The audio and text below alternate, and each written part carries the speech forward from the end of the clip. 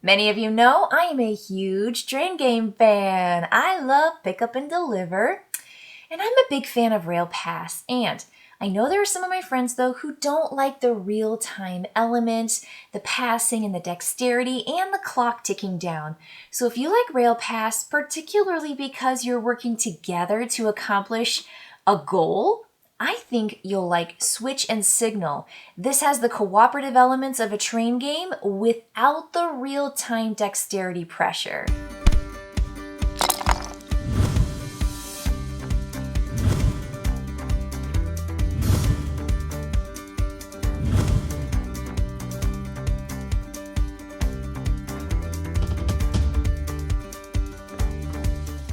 The thing that makes Switch and Signal really fun as a cooperative game is I feel like every player is really doing something on their turn and they are making a difference. No matter what cards they get, they are affecting the trains running on the tracks, the switches, and the signals. And I think it's just a perfectly named game too, because it's all about making sure that there are open routes for these trains to make it from their departure place to pick up some goods, which is one cube, and then deliver it all the way down to the bottom.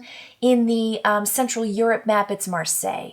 And so your goal is to deliver 8 cubes. You've got 2 of each color, and you want to make sure that you get all those cubes down to Marseille from essentially the top of the map down to the bottom of the map.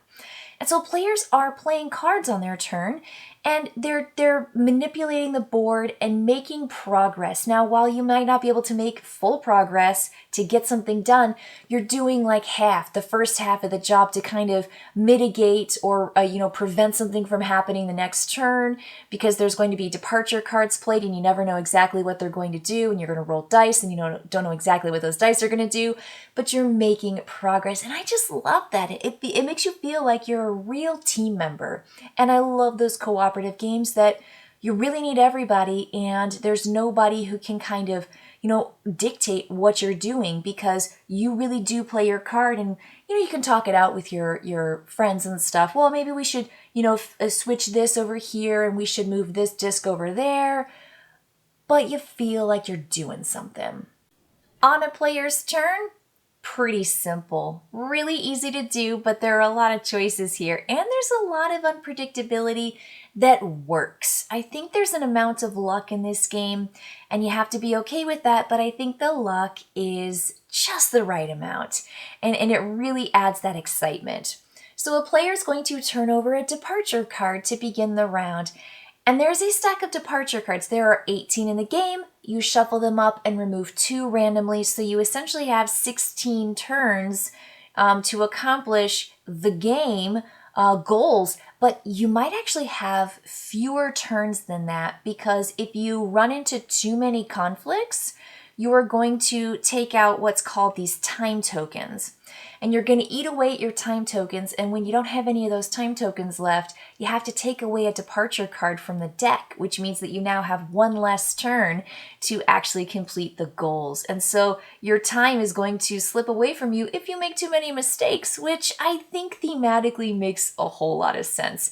The time is that you're spending too much time fixing mistakes and crashes and lost cargo and stuff, and then that affects your departure, which means that not as many trains get to move and not as many trains get to leave. So really, really smart feature with how you make mistakes and how you get penalized for those mistakes. But you're going to have a stack of departure cards. That's your time limit. But you flip one over every turn, and then you're going to just do what it says from top down. And they're going to be things like adding trains to depot stations where they leave. And the way that works is by rolling 2d6, and you place your train out in that particular numbered station, which is part of that unpredictability. You don't know exactly where it's going to leave. And they're all different places that have a variety of access to the cargo cubes that those trains need to pick up. So they might have that, but it also just might say a train moves, and it has either the black train, the gray train, or the orange train listed, or it might have a wild, which means you get to pick which train. And each of the trains move at different speeds because they're D6, has a different number and amount of numbers on that D6. And so there's a slow train, kind of a medium train, and then a fast train. So you're going to do that departure card, and that's going to be kind of like the stuff that you try to plan for and you try to mitigate, but you can't always see what's coming. So I like that departure card starting a player's turn, and then after that they can play as many cards as they want from their hand, and then they just draw 5 cards after that. So if you've got 10, you can't have more than 10 cards, but you really want to try to use your cards to do certain things, and those cards allow you to move trains. They allow you to move signals, and they allow you to move switches inside of that particular location. And that's essentially those 3 cards. Now you are able to play a card to load a cube, which is your cargo. If you're in a place that has a cube, you can just discard any card and load up that empty train that's sitting inside a city that has access to a cargo cube. And the other thing you can do is discard 2 cards to have a wild action of the 3 actions that I just mentioned. So cards are pretty flexible, and generally you feel like you get to do a whole lot on your turn. Well, once you're done though, you just draw your cards back up, and play goes to the left, and the next player draws the departure card, activates everything, and then takes their turn. And so there is just this real excitement with the game. There is absolutely that collaboration, that talking it out and that planning with the cards that you have and the cards that maybe you wish you had. Now, there are also some helpers in this game, and the helpers allow you to use a one-time ability that really gets you out of a pickle. And there are 3 helpers on the Central Europe map, and if you flip the board over, you've got an entirely different map, which is the North America map. And so there's a lot here to like because you've got 2 different maps and they have different ways of accomplishing the goal, which is simply picking up the cubes with your trains and then delivering them to the correct location based on what they're looking for. There's also a couple variants and additions to play with if you want to make the game easier, if you want to make the game harder. So replayability is super high with Switch and Signal, but I think that the game just as a core idea works so well. And I think I mentioned in the beginning of this video just how few train games that are cooperative that we have. And I just think it's such a smart idea. This game also takes less than an hour to play, and I kind of just want to jump into another one right away.